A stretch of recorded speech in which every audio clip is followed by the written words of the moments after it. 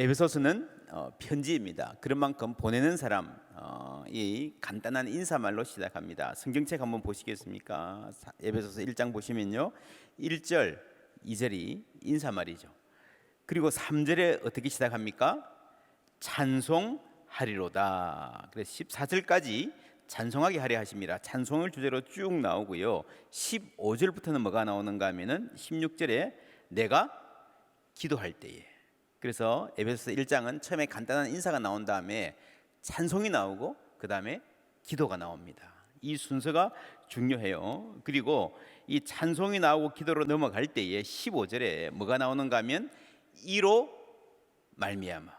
이로 말미암아. 무슨 말입니까? 이로 말미암아라면은요, 쭉 찬송하고 그 찬송한 그 내용 때문에 그걸 생각하면서 기도한다는 거죠. 기도할 수 있다는 거죠.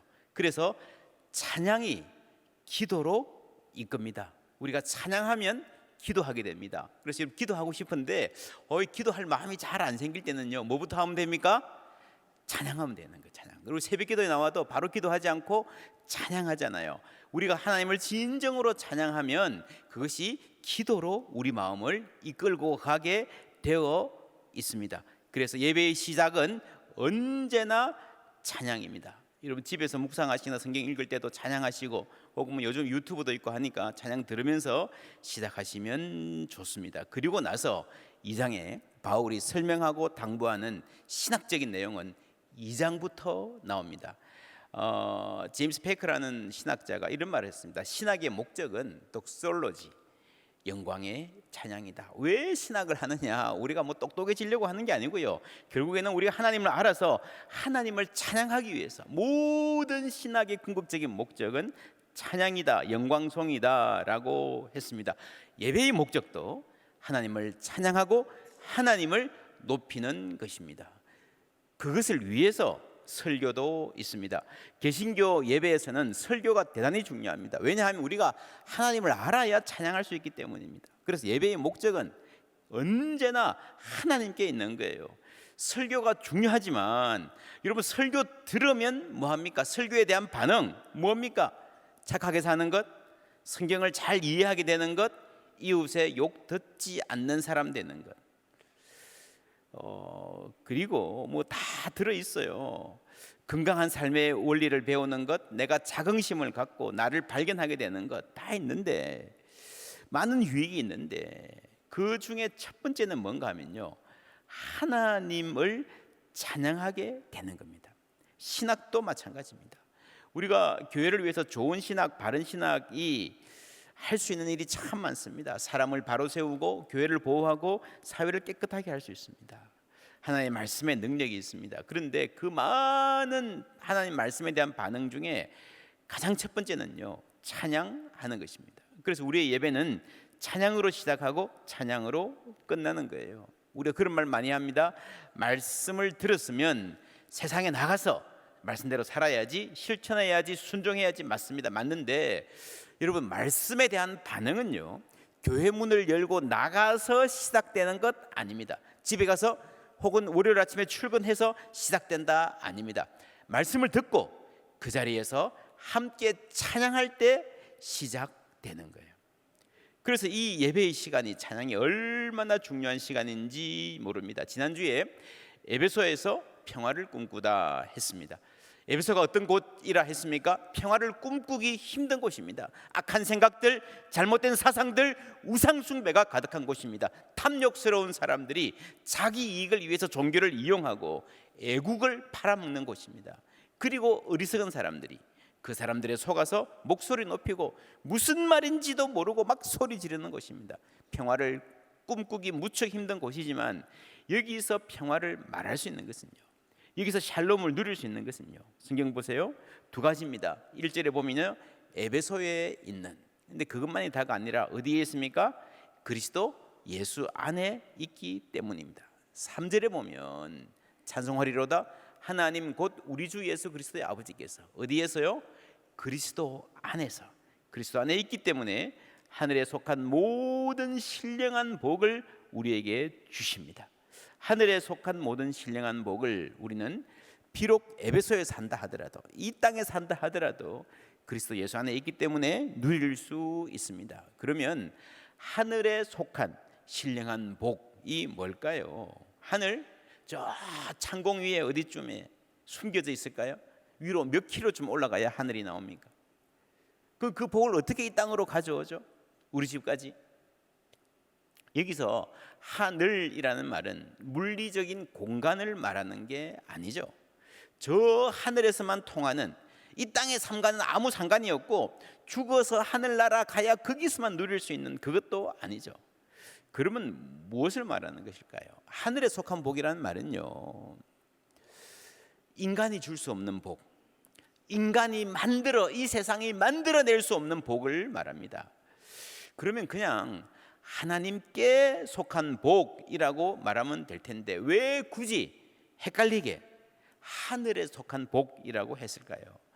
여러분, 성경을 보면 어떤 경향성이 있는데, 이 땅이 많이 타락했을 때에, 악이 너무 지나치게 성행하고 우리 사람의 눈으로 보기에 이 땅에서 어떤 선한 것도 발견하기가 힘들 때 우리가 하나님 얘기를 하면서 하늘이라는 장소, 공간의 언어로 이야기하는 그런 경향이 있습니다. 이 세계 역사가 왔다 갔다 합니다. 한때 사람들이요, 우리가 좀 노력하면 정말 복된 사회, 이상 사회를 만들 수 있을 것이라 라고 생각하던 때가 있었습니다. 그게 근대 초기에 여러분 계몽주의 시대, 그게 진보의 시대라고, 기술이 막 발전하는 것 같으니까 조금만 더 가면요, 인간 사회가 얼마나 좋아질까. 이렇게 가면 하나님도 필요 없겠다. 근데 그런 세계가 왔습니까? 여러분, 최근에 여러분 세계가 돌아가는 걸 보십시오. 지금 세계에 골칫거리가 많은데요, 그 중에 아주 큰 게 미국과 중국과의 관계입니다. 이게 얼마나 위험한 일인지 모릅니다. 근데 지금 미중 관계의 틀을 만든 것은요, 닉슨 대통령 때 키신저 외무장관 아시죠? 그전에는 중국이 공산 국가라 그래서 경계하고 적대시했는데 닉슨 때 와서 그럴 필요 없다, 중국이 개방하고 경제 발전할 수 있도록 도와주자. 그래서 미국이 굉장히 많이 밀어줬습니다. WTO에도 자격도 안 되는데 가입하게 해주고요. 그런데 그렇게 했던 배경에는 어떤 이론이 있었는가 하면요, 나라의 경제가 발전하면 당연히 민주주의도 발전한다, 민주화된다. 그래서 중국이 좀 경제가 발전하면 이 공산 정권은 무너지고 이 공산주의의 틀을 깨고 자유 진영으로 들어올 것이다 라고 생각을 했던 거예요. 그런데 여러분, 지금 중국이 세계 2위 경제 대국이 됐잖아요. 어떻게 됐습니까?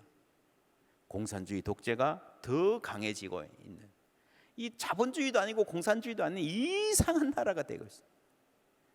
그러니까 여러분, 키신저 체제는요, 이 망한 거예요.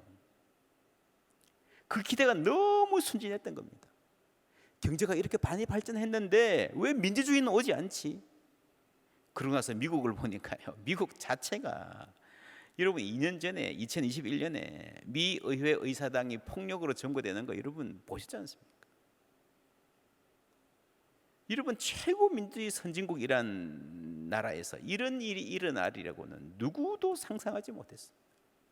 2000년 전에 에베소에서 막 사람들이 무슨 일인지도 모르고 그냥 막 그 짓에 속아서 폭동을 일으키는 때하고 별로 안 달라졌습니다.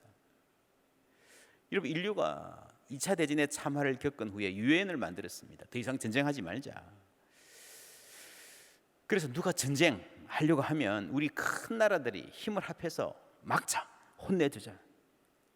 그게 유엔 안전보장이사회지 않습니까? 그런데 여러분, 그 이사회에 속한 나라가 전쟁을 일으켰어요. 이 수십 년간 유지되어 온 국제 질서를 완전히 깨트리는 겁니다. 국제사회가 이 앞에서 속수무책 아무것도 못하고 있습니다. 질서 유지를 맡긴 나라, 소위 경찰에 해당하는 그 나라가 강도짓하고 있는 형국입니다. 이게 끝나도요, 우크라이나 전쟁이 끝나도요, 다음에 또 어떤 강대국이 자기 이익을 위해서 전쟁을 시작할지 모릅니다. 그리고 기후변화, 이게 뭘 해야 되는데 이건 한 나라만 하면 안 됩니다. 국제적으로 협력을 해야 됩니다. 그래서 지금 인류가 살려면 이전보다 훨씬 더 긴밀하게 각 나라가 머리를 맞대고 공동의 이익을 위해서, 선을 위해서 생태계를 살려가는 협력을 굉장히 높여야 됩니다. 그런데 지금 이 시점에서 일본이 핵 오염수를 방류하겠다 하는 거는요, 이 치명적인 거예요.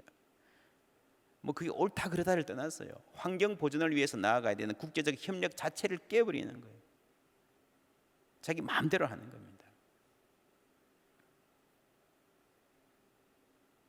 우리가 이런 세계를 살고 있습니다. 결국 인간이 이만큼 발전하고 경제가 좋아져도요, 인간이 뭘 만들어낼 수 없구나. 그리고 하늘에 속한이라는 말은 인간이 줄 수 없는, 인간이 세상이 만들어낼 수 없는, 그리고 인간이 상상하기도 힘든 복을 말하는 겁니다.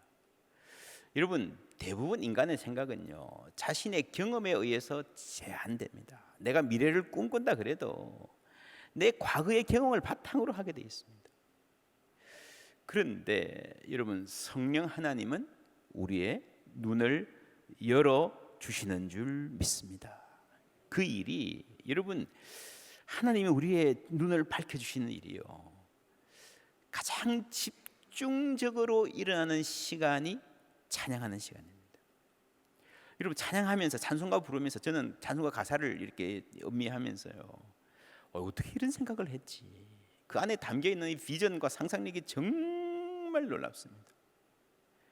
신학자들이 오랜 기간 연구해서 뭘 밝혀내면, 여러분, 그 오래전 찬송가에 이미 그 내용의 핵심이 담겨 있어요. 하나님이 지혜를 주신 거예요. 찬송은 우리의 눈을 밝히고 우리의 상상력을 새롭게 합니다. 평화의 상상력이 있어야 평화롭게 살 수 있습니다. 이놈의 집구석 안 된다 그러면 안 되게 돼 있습니다. 하나님이 우리의 눈을 열어주시기를 축원합니다. 그래서 여러분, 사도 바울은요, 편지를 쓰면서 먼저 찬송합니다. 이 사도 바울이 편지를 쓸 때 어떻게 썼을 것 같아요? 앉아서 이렇게 펜으로 쓰지 않았겠죠. 컴퓨터 앞에 자판 두드리지도 않았겠죠. 당시에는 편지를 쓴다 그러면요, 말로 부르고 누군가 옆에서 받아 적습니다. 그때의 그 몸짓, 음성 한번 상상해 보십시오. 가끔 옛날 영화에 보면 그런 장면 나옵니다. 로마 황제가 편지를 쓸 때 저 비서가 쓰고 있는데 서가지고 왔다 갔다 하면서 얘기해요. 그죠? 거기 가서 당장 그놈 잡아와. 막 사사시수책에 완전 몸으로 그냥 드라마 하듯이. 예를 들어 누가 연애 편지를 쓰고 받아 적게 한다면요, 사랑하는 연인이 눈앞에 있는 것처럼 다가가기도 하고 꿇어 앉기도 하고 미소 짓기도 하고, 그렇죠? 몰입하면 그럴 수 있겠죠. 저는 바울이 편지 내용을 불러주면서 그랬을 거라고 생각합니다. 찬송하리로다 이렇게 쓴 게 아니고요, 벌떡 일어나서 찬송하리로다. 하나님이 하늘에 속한 모든 복을 우리에게 주셨습니다. 그렇죠? 그리고 그 편지를 보냅니다. 어떻게 보내요? 우체국? 택배? 그런 거 아니잖아요. 누군가가 직접 가집니다. 많은 경우에 받아 적었던 그 사람이 가져가서 읽는 경우가 많았습니다. 에베소서, 여러분 성경 찾아보세요. 에베소서 6장 맨 마지막에 6장 21절에 보시면요, 나의 사정 곧 내가 무엇을 하는지 너희가 알리려 하노니 사랑을 받는 형제요 주 안에서 진실한 일꾼인 두기고가 모든 일을 너희에게 알리리라. 우리 사정을 알리고 또 너희 마음을 위로하기 위하여 내가 특별히 그를 너희에게 뭐라고요? 보내었노라. 지금 보내는 거예요. 보내었노라라고 하는 건 이제 보낼 건데, 편지를 받는 사람 입장에서 보면 이미 왔잖아요. 그죠? 그래서 그 사람들의 입장을 고려해서 보내었다라고 과거로 쓰고 있습니다. 보내었노라. 지금 보낼 거예요, 이제 앞으로. 자, 두기고가 갔어요. 에베소 교인들이 이렇게 모였습니다. 그 바울의 편지를 바울이 보낸 그 사람 두기고가 그 앞에서 읽는 거예요. 그게 초대교회의 예배였습니다. 그러면요, 이 두기고가 어떻게 읽었을 것 같아요? 아마도 자기가 바울에게 들었던 그대로, 그죠? 바울 선생님이 여기 와서 직접 이 말씀을 했을 그대로 읽는 거예요. 여러분, 그래서 하나님이 바울이 편지를 쓸 때 성령으로 감동하셨던 그 하나님이, 사도 바울의 마음을 샬롬으로 채우셨던 그 성령님이 에베소에 가서 편지를 읽는 그 순간에도 함께 해 주시는 거예요. 그래서 이 말씀을 읽는 것 자체가 예배가 되고 자체가 찬송이 되는 거예요. 함께 찬송하는 거예요. 그렇죠. 그러면서 하나님의 샬롬이 거기에 임하게 되는 겁니다. 그것이 성경이고 그것이 말씀의 능력입니다. 여러분, 동일한 성령이 오늘 이 자리에도 함께 계신 줄 믿습니다. 우리가 말씀을 들을 때에, 우리가 찬양할 때에 하나님 샬롬 주실 것입니다. 그리고 여러분, 에베소서에서 하나가 되라는 말을 계속 하시는데 무엇보다 찬양할 때 우리는 하나가 됩니다. 여러분, 사람들이 다른 얘기하다 보면, 여러분 세상에서 다른 얘기하다 보면요, 얘기를 하다 보면 나눠져요. 그죠? 정치 이야기하면 나눠지고, 내 자랑하다 보면 니만 잘났나 그러고요. 뭐 서로 비교하고 오해하고. 그런데 여러분, 하나님을 찬양할 때에 여러분, 가정이든 교회든 마찬가지입니다. 하나가 될 수 있습니다. 하나님의 찬양이 우리를 하나로 묶는 거예요. 왜냐하면 하나님을 높이는 거니까요. 하나님이 주인 되시는 거니까요.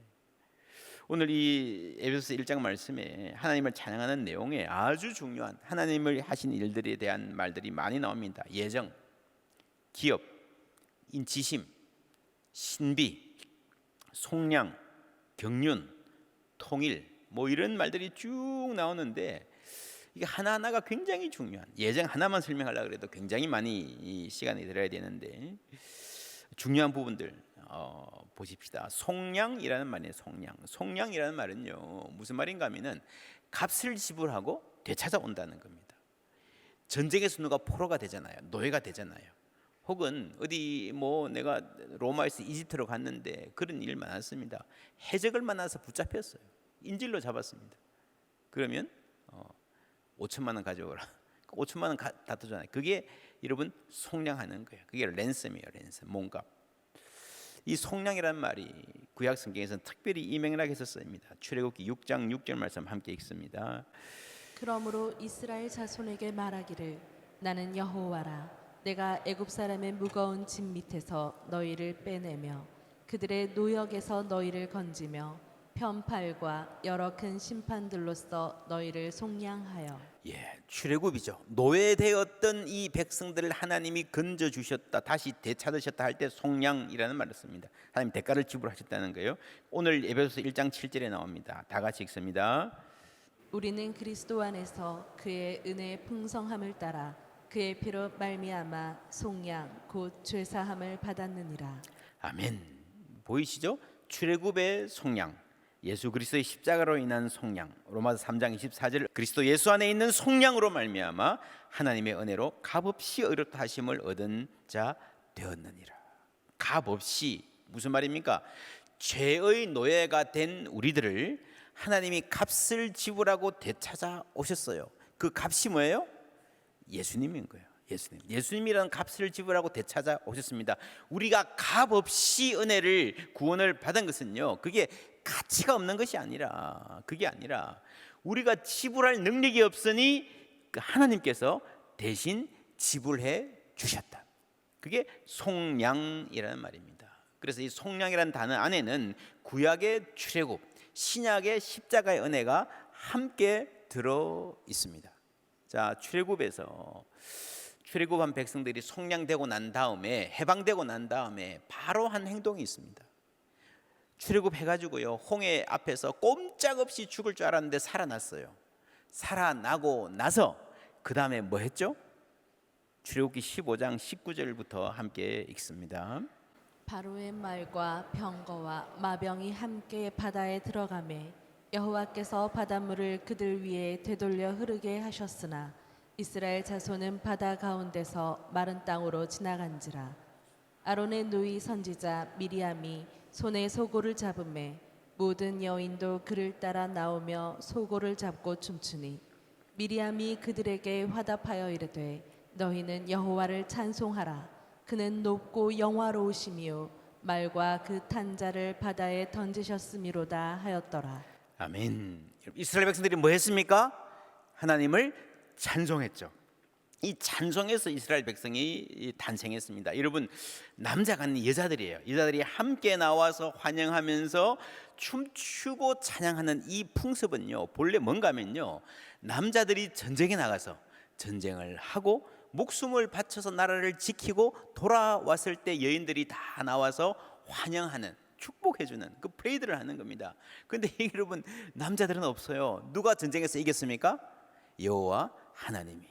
그래서 그 풍습 안에서 여성들의 찬송이 나오는 겁니다. 여기서 이스라엘이 탄생했습니다. 우리가 여러분 모세 오경이라 그러잖아요. 창세기를 아브라함이나 요셉이 쓴 게 아니에요. 모세가 썼다라는 말은 무슨 말입니까? 출애굽이 먼저예요.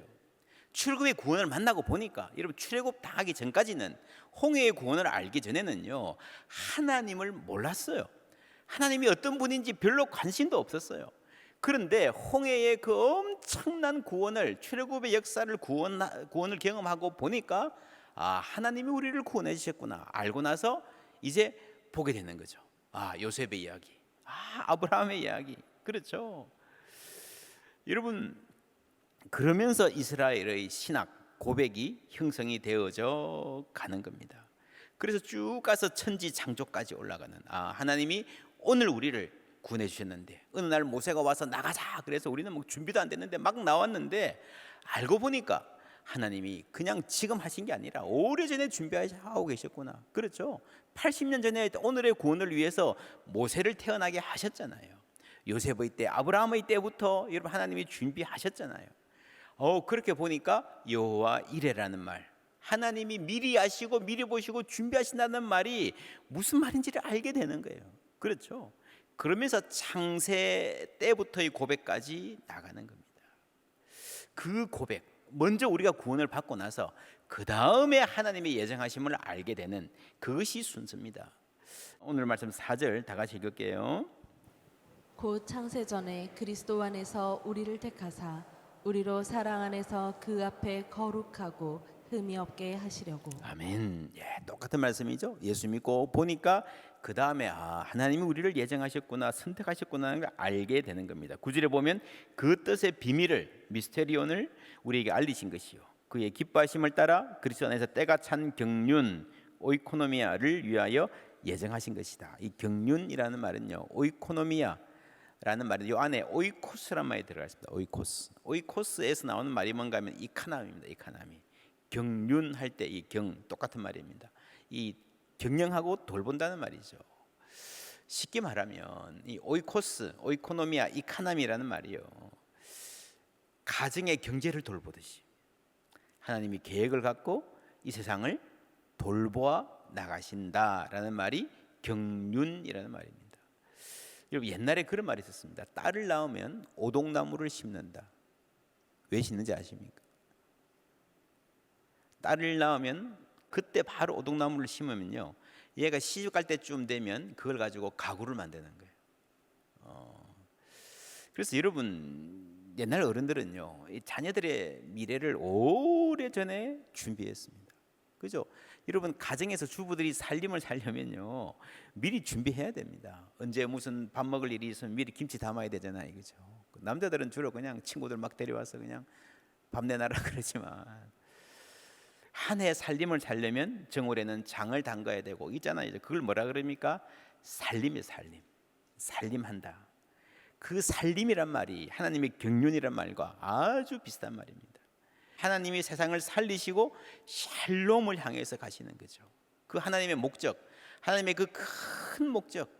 우리는요, 그냥 밥 한 그릇 먹으면 김치가 나오면 이 김치 있구나 그러지만, 그 김치를 담는 사람은 오래전부터 준비하고 있어야 되잖아요. 그죠? 그게 하나님의 예정하심을 고백하는 겁니다. 하나님의 살림, 하나님의 경륜이라는 겁니다. 그래서 하나님이 우리를 부르셨는데, 오래전부터 준비하기도 하셨지만 미래를 향해서 목적이 있습니다. 하나님이 우리를 부르실 때에 아무런 목적 없이 부르신 거 아닙니다. 그냥 저거 놔두면 지옥 갈 게 뻔하니까, 불쌍하니까 일단 구해주자, 그게 아니고요, 목적을 가지고 부르신 겁니다. 오늘 말씀을 보면 그 목적이 3가지로 나옵니다. 첫 번째, 우리로 사랑 안에서 그 앞에 거룩하고 흠이 없는 사람을 만드시려고 해요. 성화라고 그러죠. 두 번째, 그의 은혜의 영광을 찬송하게 하려는 목적. 세 번째 뭡니까? 다 같이 읽습니다. 하늘에 있는 것이나 땅에 있는 것이 다 그리스도 안에서 통일되게 하려 하심이라. 그래서 이렇게 보면 내가 받은 이 구원에는요, 내가 아는 것보다 훨씬 더 전에 하나님이 준비하신 준비가 있었고, 그리고 내가 아는 것보다 훨씬 더 큰 목적이 있습니다. 이 세상에서요, 나 혼자 행복해지는 방법 없습니다. 모든 것은 이 사회 안에서 함께 사는 삶에서 이루어집니다.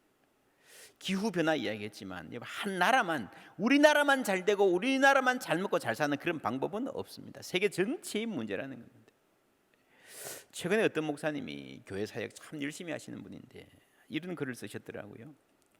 위대한 꿈을 꾸지 않으려고 합니다. 하나님이 위대하시고 그 위대한 이야기 속에 참여할 수만 있다면 그것이 귀하고 아름다운 것임을 알기 때문입니다. 여러분, 이것이 에베소서가 말하는 복음입니다. 하나님의 큰 이야기를 알고 창세전부터 그 큰 목적까지, 그리고 그 안에서 나의 삶을 발견하는 거예요. 여러분, 지금 세상에 많은 문제가요, 내가 위대해져야 된다라고 생각하니까 생기는 문제입니다.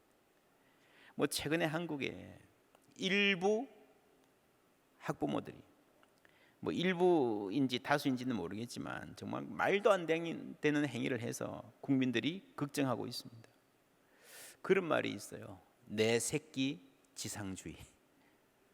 내 새끼가 최고. 내 새끼 좀 건드리는 거 못 본다는 거예요, 사람들. 근데 그렇게 내 새끼 하는 게 정말 아이들에게 도움이 될까요? 그 사랑이라고 하는 것이 자녀를 망치는 것은 아닐까요? 여러분, 사랑하지만 우리 사랑 안에는요, 우리의 못난 모습이 그대로 담겨 있습니다. 부모의 불안, 그렇죠? 부모의 열등감, 그 부모들의 해결되지 않은 상처, 그것이 내 아이는 특별한 대우를 받아야 된다라는 강박으로 이어지는 거예요. 안 되면 참지를 못하는 겁니다. 여러분, 그것이 학부모와 선생님 관계 이전에 이미 가정에서 그 부모의 상처가 자녀에게 대물림되는 경우 얼마나 많은지 모릅니다. 여러분, 아이들이 초등학생, 중학생 아이들이 서로 막 왕따시키고 미워하고 의심하고 하는 문화는요, 대부분 부모들이 물려준 상처와 무관하지 않습니다. 그리고 상처가 다니면서 가장 약한 사람에게 가는 거죠. 반에서 약한 아이들에게. 그리고 지금 학교에서는, 교육 현장에서는 선생님이 약자가 되어 있기 때문에 선생님들께 그 상처가 가는 거예요. 문제는 나 중심주의입니다. 내가 위대해져야 된다. 내가 나고 되면 안 된다. 내가 주인공이 되어야 된다는 거죠. 그 강박. 여러분, 하나님을 알면 그 질곡에서 해방될 줄 믿습니다. 하나님의 큰 이야기를 아는 넓은 시각과 마음, 그것이 있으면요, 치유됩니다. 진리가 너희를 자유롭게 하리라. 할렐루야. 그게 이 말입니다. 하늘에 있는 것이나 땅에 있는 것이 다 그리스도 안에서 뭐라고요? 통일되게 하려 하십니다. 내 중심이 아니라 하나님 중심이에요.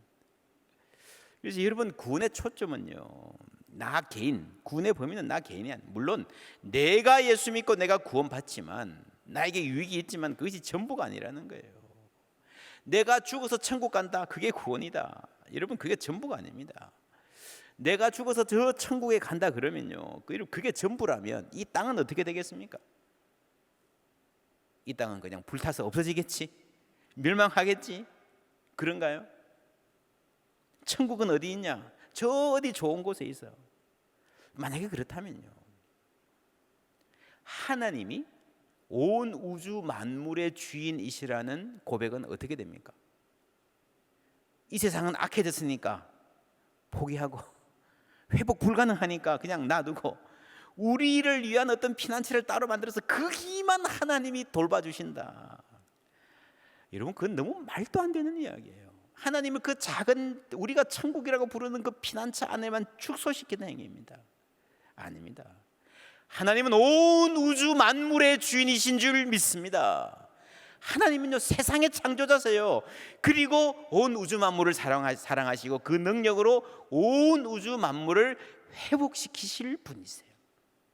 그 새하늘과 새 땅 보라, 내가 만물을 새롭게 하노라. 할렐루야. 그게 여러분 새로운 창조예요. 새 창조. 온 만물이 회복되고 다 통일될 것입니다. 그 큰 이야기, 그 영광스러운 위대한 계획 안에서 나를 구원하시고 나를 부르신 겁니다. 그 전체를 바라볼 수 있어야 우리가 온전한 복음, 온전한 구원을 알 수 있습니다. 로잔 대회 우리가 열심히 준비하고 있는데 핵심적인 고백이 온 교회가 온전한 복음을 온 세상에 전하자. 그렇죠? 온전한 복음을 온 세상에. 나 혼자 예수 믿고 천국 간다, 그거는 중요하지만 너무너무 작은 것입니다. 이 온전한 복음을 우리가 어떻게 알 수 있는가, 어떻게 설명해야 되는가. 여러분, 지난 수요일 날 대구 동신교회 문대원 목사님 오셔서 이 로잔대의 설명을 아주 자세히 잘해 주셨습니다. 혹 못 오신 분들은 꼭 유튜브로라도 시청해 주시면 좋겠습니다. 그런데 여러분, 설명하는 것도 필요하지만 우리가 이 온전한 복음을 어떻게 알 수 있는가 하면요, 찬송하는 가운데 하나님의 높고 위대하심을 발견하면서 우리가 알게 되는 겁니다. 10절 다시 읽으면 하늘에 있는 것이나 땅에 있는 것이 다 그리스도 안에서 통일되게 하려 하심이라. 모든 일을 그의 뜻의 결정대로 일하시는 이의 계획을 따라 우리가 예정을 입어 그 안에서 기업이 되었으니 이는 우리가 그리스도 안에서 전부터 바라던 그의 영광의 찬송이 되게 하려 하심이라. 이 12절 말씀이 사실은 번역이 약간 좀 어렵습니다. 무슨 말인지 영어 성경을 참조해서 다시 번역하면요, 그리스도께 먼저 소망을 두었던 우리들이 그의 영광의 찬송을 위한 존재가 되기 위함입니다. 그리스도께 먼저 그리스도께 소망을 두었던 우리들, 누구를 이야기하는가 하면요, 유대인들을 이야기합니다. 바울이 유대인이잖아요. 우리들, 먼저 이 소망을 가졌던 사람들. 그리고 그 다음에 13절에 보면 그 안에서 누구도 너희도, 이건 에베소 교인들이죠. 너희도, 이 말은 이방인들을 합니다. 이방인들. 그 이방인들이 진리의 말씀 곧 너희의 구원의 복음을 뭐라고요? 듣고 그 안에서 또한 뭐라고요? 믿어. 듣고 믿어 약속의 성령으로 인치심을 받았다. 이방인들은 본래 이스라엘 백성이 아니잖아요. 약속의 백성이 아니잖아요. 그런데 하나님의 백성이 되었습니다. 어떻게 되었습니까? 구원의 복음을 뭐라고요? 듣고 그 안에서 또한 믿어. 이렇게 해서 12절에서는 유대인을 말하고 13절에서는 이방인을 말하고 있습니다. 이방인인 우리가 어떻게 하나님의 백성이 되었나? 구원의 복음을 듣고 믿어서 하나님의 백성이 된 겁니다. 여러분, 바울이 온 우주 만물의 회복, 복음의 포괄적인 걸 말하지만요, 그 핵심은 언제나 우리 한 개인이 구원의 복음을 듣고 믿는 데 있습니다. 이것 없이 그냥 포괄적인 선교만 이야기하면요, 그냥 세상을 좀 더 좋은 곳으로 만들자, 그게 선교가 아니라는 겁니다. 선교의 폭은 너무도 넓지만 그 출발은 언제나 구원의 복음, 죄인인 한 사람이 구원의 십자가의 복음을 듣고 믿는 데서 출발하는 줄 믿습니다.